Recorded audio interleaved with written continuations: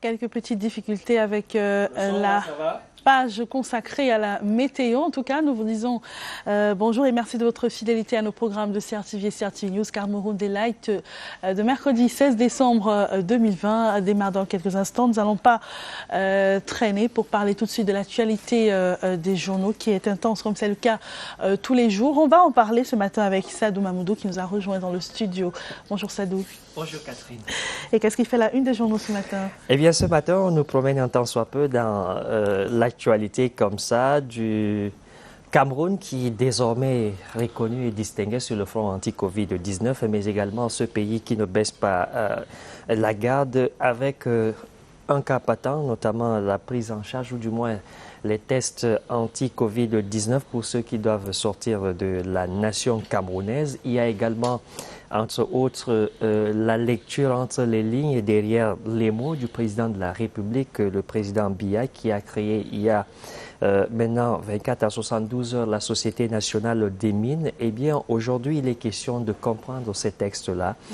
Tout à côté, on aura entre autres actualités également, celle relative naturellement à la reprise effective des cours pour l'autre badge, notamment, comment dirais-je en français naturellement, c'est l'autre promotion de l'École nationale d'administration et de magistrature baptisée oui. Résilience, actualité au cœur également des quotidiens ce matin. Et justement, à la suite de cette rentrée académique officielle à l'ENAM, on va suivre dans cette édition l'extrait du ministre de la fonction publique et de la réforme administrative.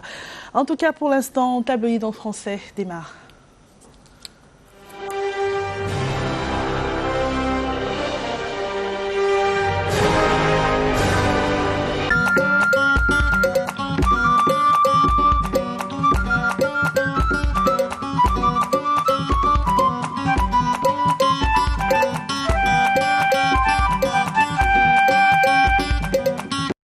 Mesdames, Messieurs, bonjour. C'est un plaisir renouvelé de vous servir et surtout de vous savoir nombreux à nous accepter chez vous devant votre petit écran pour ce rendez-vous quotidien de Tabloïd sur les antennes de la CRTV.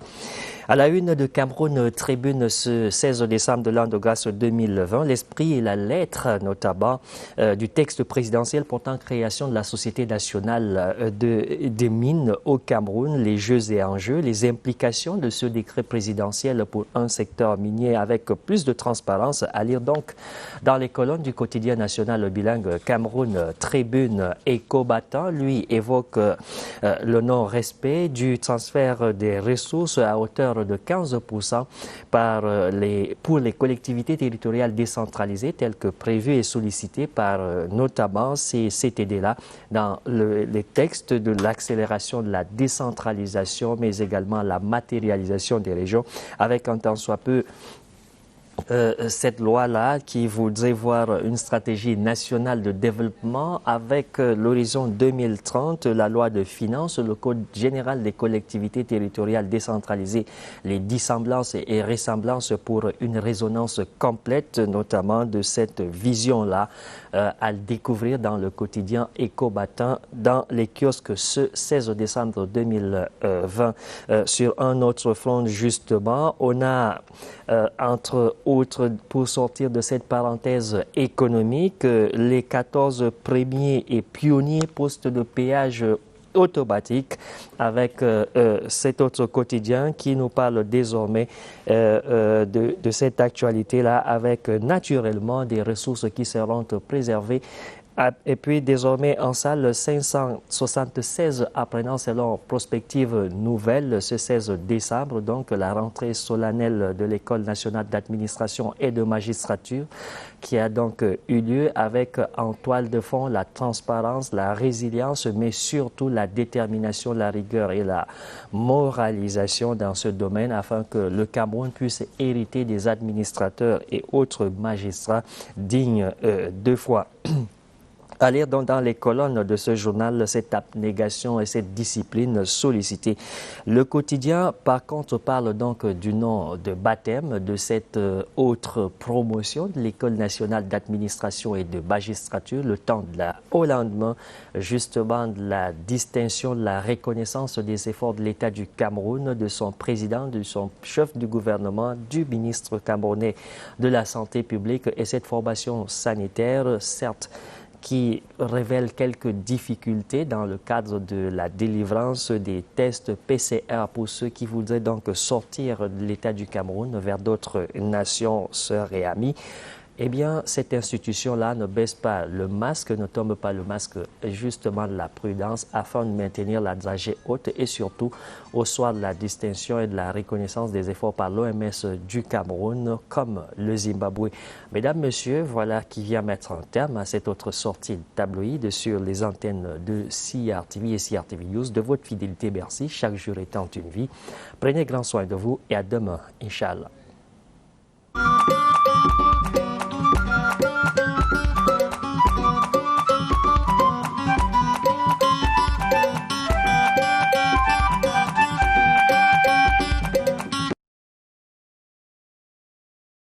Merci beaucoup Sadou Mamoudou. Et à demain, une autre actualité, notamment celle relative à la Cameroun Radio Télévision qui se connecte à un nouveau partenaire. Il s'agit de la Turquie. Le pays au croissant lunaire se branche sur le canal CRTV à travers un contrat de partenariat au bénéfice réciproque. C'est dans la mystique enceinte de la télévision nationale, ici même en Baladeux, que cette nouvelle convention s'est établi entre le directeur général de l'Office, Charles Ndongo, et l'ambassadeur de Turquie au Cameroun. C'était hier à la table de la coopération, la rénovation des studios CRTV, la dotation en caméras et surtout la réhabilitation de certaines infrastructures ainsi que la formation des journalistes dans les différents domaines. On va écouter d'ailleurs l'extrait de l'ambassadeur de Turquie au Cameroun avant la fin de cette édition. Et maintenant, on va s'arrêter pour parler d'économie dans cette édition. Cyril Kingembepe est avec nous ce mercredi. Bonjour Cyril. Bonjour Cathy et bonjour à tous les téléspectateurs. Bienvenue ce matin. Bienvenue également à vous. On vous retrouve dans un instant pour la page éco de Cameroun Delight.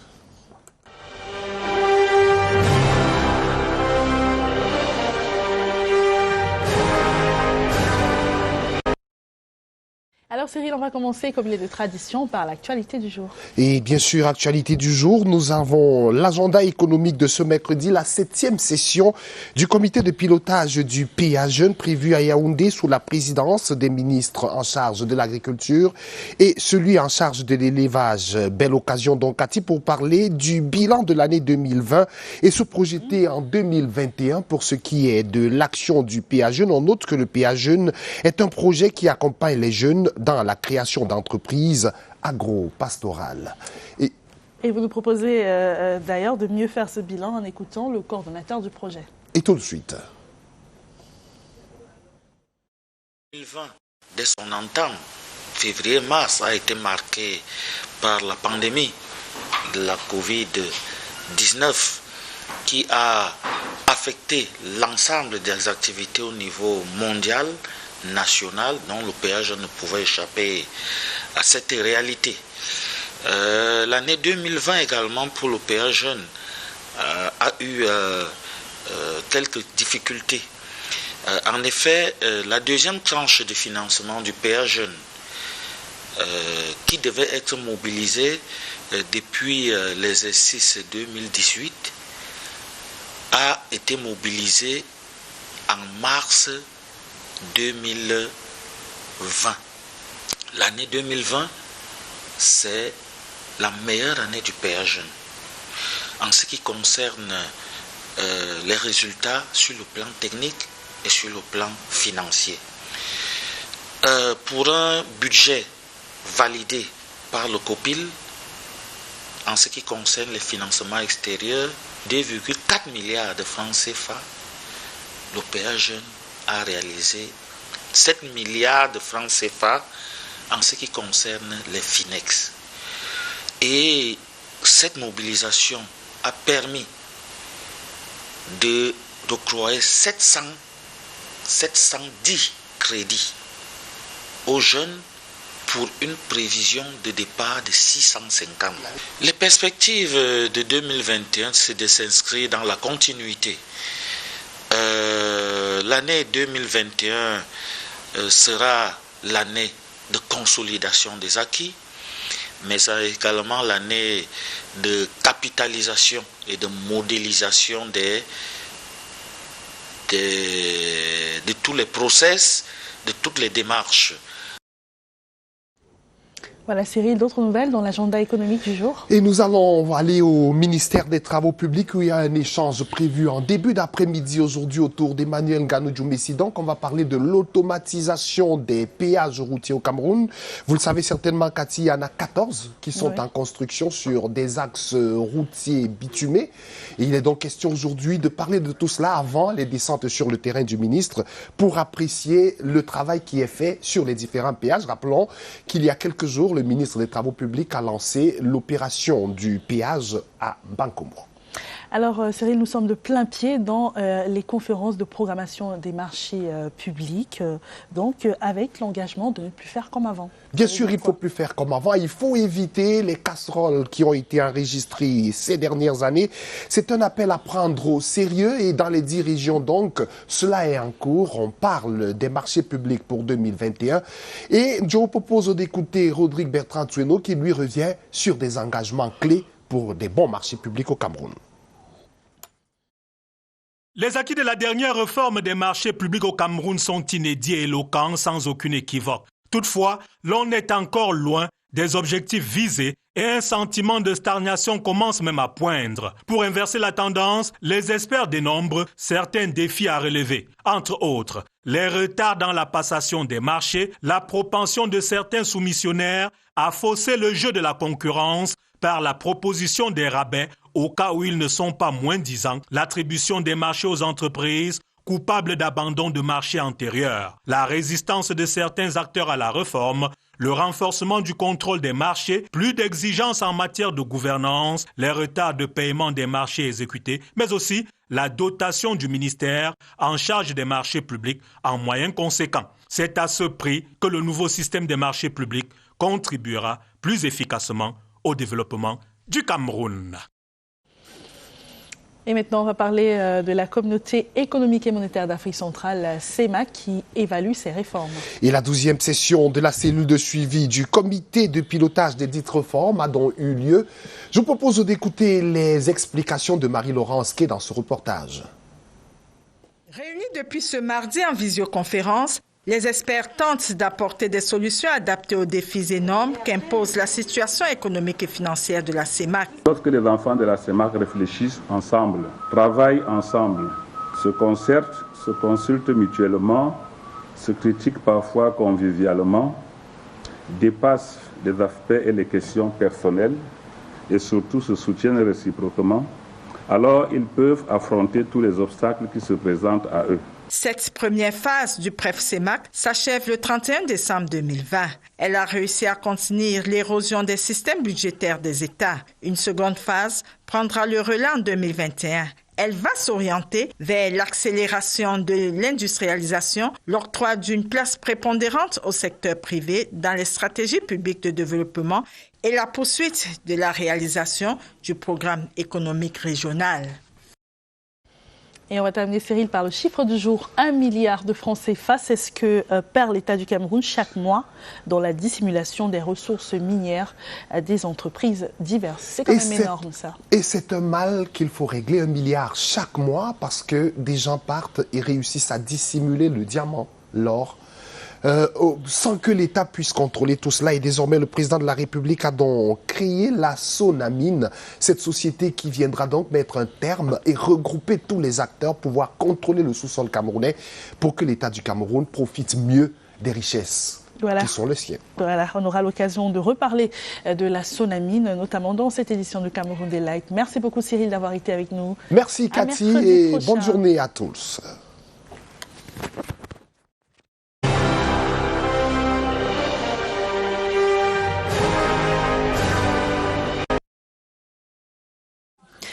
Voilà, une fois de plus, merci beaucoup à Cyril Kingebepe qui était là pour nous parler de l'économie dans cette édition du Cameroun Daylight de ce 16 décembre 2020. Nous allons poursuivre ce programme en parlant de l'actualité des journaux. Évidemment, l'actualité est intense, comme il est de tradition ce matin. Clarence Gay est avec nous aujourd'hui. Bonjour Clarence. Bonjour Catherine. Et surtout, bienvenue, bon retour.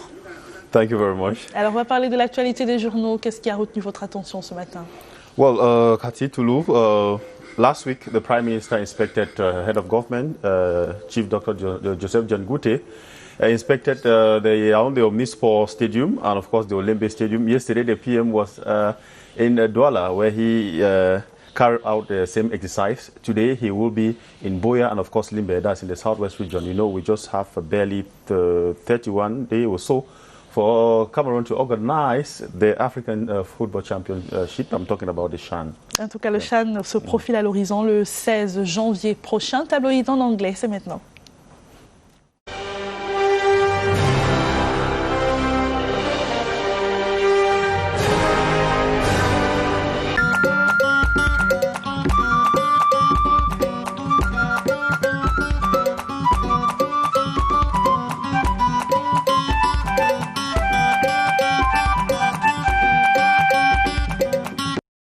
It is Wednesday, December 16, 2020, 15 more days left to the end of 2020. Ladies and gentlemen, this is Tabloid, or Press Review on CRTV and CRTV News this morning.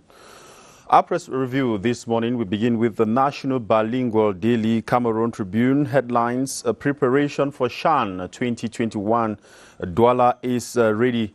It says on an inspection visit to sites expected to host the continental competition, Prime Minister Joseph John Gute yesterday, December 15, 2020, expressed satisfaction with what has been done thus far. Pages 4 and 5 of the National Bilingual Daily Cameroon Tribune has details of that story.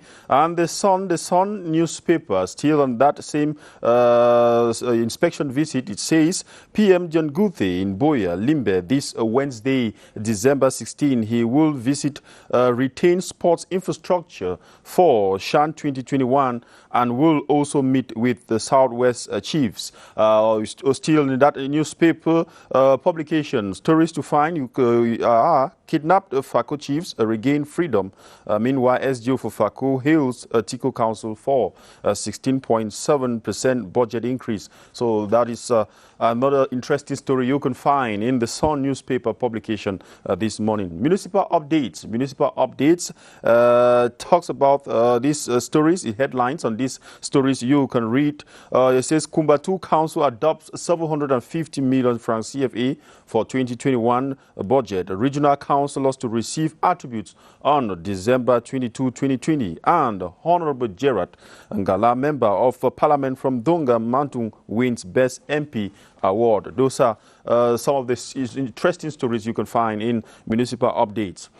The Eden newspaper headlines: Kumba City Council election, Mbreglo session to decide mayor's fate postponed. The SDO for Meme division, Chamberlain Tuondong, has postponed an extraordinary council session of the Kumba 1 subdivisional council, which aimed at deciding the fate of Kumba City Mayor Gregory Mewano Temayok. The session, convened by the mayor of Kumba 1 Council, Moses Eseme Sembe, for Friday 11 December 2020, was that is to deliberate on the judgment of the South West Administrative Court on Thursday 26 November 2020, which found the current city mayor Gregory Mewano guilty of being an ex-convict following submissions by his main challenger Victor Kele Ngo, former government delegate to the Kumba City